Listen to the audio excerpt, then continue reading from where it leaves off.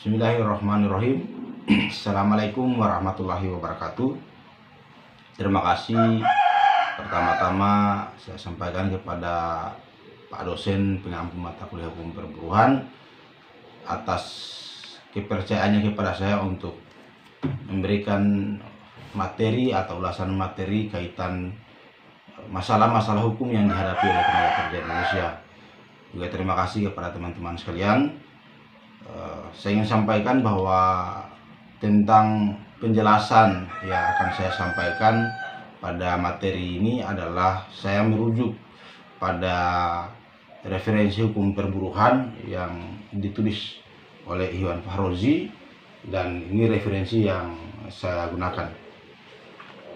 Baik, saya ingin sampaikan bahwa hukum perburuhan adalah merupakan regulasi yang dibuat oleh pemerintah dalam upaya untuk memberikan kepastian hukum terhadap buruh atau tenaga kerja Indonesia.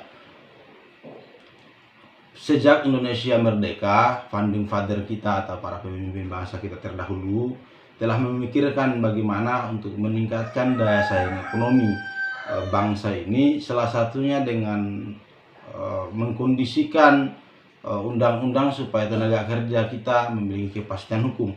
Salah satunya termaktub dalam Undang-Undang Dasar 1945 pasal 27 ayat 2 yang menyatakan bahwa tiap-tiap warga negara berhak atas pekerjaan dan penghidupan yang layak bagi kemanusiaan.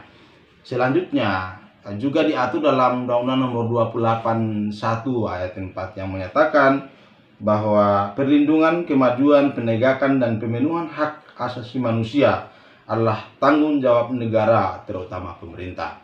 Kaitan dengan itu, pemerintah Indonesia dalam hal ini sebagai bentuk upaya kesungguh-sungguhan mereka atau kesungguh-sungguhan pemerintah dalam perlindungan buruh, dibuatlah undang-undang tentang ketenaga kerjaan, yaitu yang tertuang dalam Undang-Undang Nomor 13 tahun 2003 tentang ketenaga kerjaan atau perburuhan. Dalam undang-undang ini dijelaskan secara gamblang antara beberapa kutub kepentingan tenaga kerja atau buruh di satu sisi dengan hak dan kewajibannya, kemudian pemberi kerja dalam hal pengusaha dengan hak dan kewajibannya di sisi yang lain, termasuk intervensi pemerintah lewat regulasi yang dibuat supaya terjadi keseimbangan dan terjadi solusi-solusi jika kemudian dua kutub kepentingan ini memiliki pertentangan satu sama lain. Dan Undang-Undang Nomor 13 tahun 2003 itu bertujuan untuk memberikan ulasan kepastian hukum, baik itu berupa upah pekerja, lamanya bekerja, termasuk hal-hal detail yang lain untuk memastikan supaya tenaga kerja kita itu bisa memiliki kepastian hukum dan sebagainya. Berbicara tentang tenaga kerja, tentu kita membagi dua, tenaga kerja Indonesia yang bekerja di sektor dalam negeri dan tenaga kerja Indonesia yang berada atau bekerja di luar negeri. Pada dua kepentingan ini dibuat juga undang-undang yang berbeda kaitan tenaga kerja kita yang ada di luar negeri ini yang termaktub dalam Undang-Undang Nomor 39 tahun 2004 tentang TKI kita di luar negeri. Disadari bahwa Indonesia merupakan salah satu negara pengekspor tenaga kerja terbesar di luar negeri. Yang anehnya adalah ketika kemudian pekerja kita ke luar negeri atau kita mengekspor tenaga kerja di luar negeri, bahasa kasarnya di sana mereka menjadi babu. Sedangkan kita mengimpor tenaga juga asing yang masuk ke dalam negeri, mereka menjadi konsultan dan sebagainya. Ini juga menjadi tantangan tersendiri bagi pemerintah Indonesia dalam upaya untuk meningkatkan taraf kehidupan berbangsa lewat peningkatan sumber daya manusia. Dalam kaitan tenaga kerja Indonesia yang bekerja di luar negeri, yang diatur dalam dalam Undang-Undang Nomor 39 Tahun 2004 tadi, itu kemudian dalam teknisnya itu diatur dengan sebuah lembaga pemerintah untuk mengawasi, termasuk memberikan pelatihan terkait tenaga kerja yang bekerja di luar negeri yang kita kenal dengan BNP 2 TKI.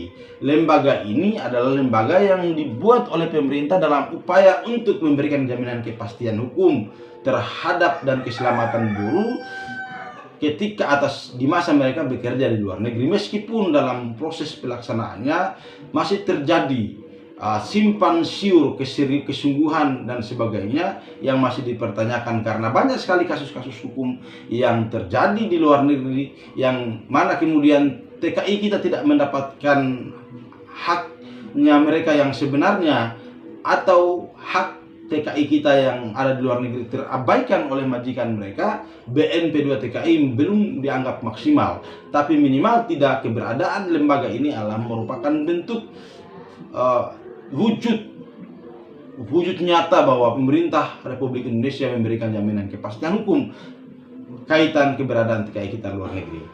Pertanyaan sederhananya adalah, bagaimana dengan kasus-kasus atau persoalan-persoalan hukum dengan pekerja kita baik di dalam maupun di luar negeri, meskipun telah dibuat undang-undang yang menisbahkan bahwa sesungguhnya negara memberikan perlindungan kaitan tenaga kerja kita, tetapi dalam proses atau kenyataan di lapangan masih banyak hal-hal yang perlu untuk diperbaiki, termasuk di sektor keselamatan dan sebagainya. Saya ingin menyampaikan bahwa kenapa sih buruh atau tenaga kerja Indonesia baik itu di dalam maupun di luar negeri selalu mengalami selalu mengalami diskriminatif. Ini kalau saya secara pribadi berpendapat ada 3 hal yang menyebabkan kenapa kemudian tenaga kerja kita itu senantiasa mengalami diskriminasi. Yang pertama adalah tenaga kerja kita memiliki sumber daya manusia yang rendah. Rendah sumber daya kita. Yang kedua adalah rata-rata regulasi yang membuat tenaga kerja kita memiliki kepastian hukum itu lemah dan itu terkesan simpan siur. Yang ketiga adalah para pemberi kerja itu belum terlalu sungguh-sungguh untuk melaksanakan itikat baik terhadap pekerja yang ada di Indonesia. Makanya dalam praktiknya, meskipun telah dibuat regulasi serapi-rapinya, dibuat regulasi yang memungkinkan secara kasat mata bahwa tenaga kerja kita akan terlindungi, ternyata dalam praktiknya itu kemudian jauh dari kenyataan. Inilah merupakan butir-butir tantangan yang harus dihadapi oleh pemerintah, termasuk kita sebagai bangsa dan negara, untuk memberikan perlindungan yang pasti terkait jaminan kehidupan tenaga kerja kita. Karena tanpa tenaga kerja, tanpa pekerja yang bekerja di sektor manapun, maka perekonomian bangsa, pengangguran dan sebagainya akan mengalami peningkatan yang signifikan dan besar. Baik, pertanyaannya adalah sekarang apakah cukup dengan regulasi yang sudah ada saat ini, yang mana kemudian itu menjadi memberi kepastian hukum bagi pekerja kita, termasuk bagi bangsa kita. Dalam belakangan ini pemerintah Republik Indonesia dalam melalui Presiden Joko Widodo telah berupaya untuk mengurai pengangguran yang besar yang terjadi pada bangsa ini lewat Undang-Undang Omnibus Law. Meskipun dalam faktanya undang-undang ini kemudian masih ada pro dan kontra, tapi Undang-Undang Omnibus Law dalam upaya untuk menciptakan lapangan kerja dengan memberikan kemudahan kepada investor luar negeri untuk menanamkan modalnya di Indonesia dengan memangkas semua atribut birokrasi yang tidak efisien dalam proses perizinan dan sebagainya.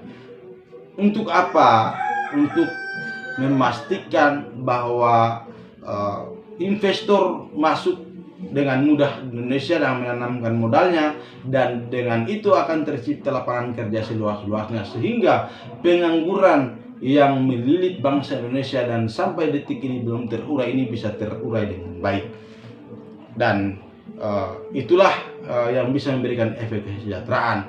Dan dalam undang-undang Omnibus Law ini adalah undang-undang yang dimaksudkan oleh pemerintah hari ini untuk memberikan jaminan kepastian yang sempat diragukan kepastian hukum pekerja kita lewat undang-undang sebelumnya. Dan undang-undang Omnibus Law untuk memastikan bahwa item dalam pasal 27 ayat 2 dan 281 ayat 4 bisa memiliki jaminan kepastian hukum terhadap para pekerja kita yang ada di luar maupun di dalam negeri.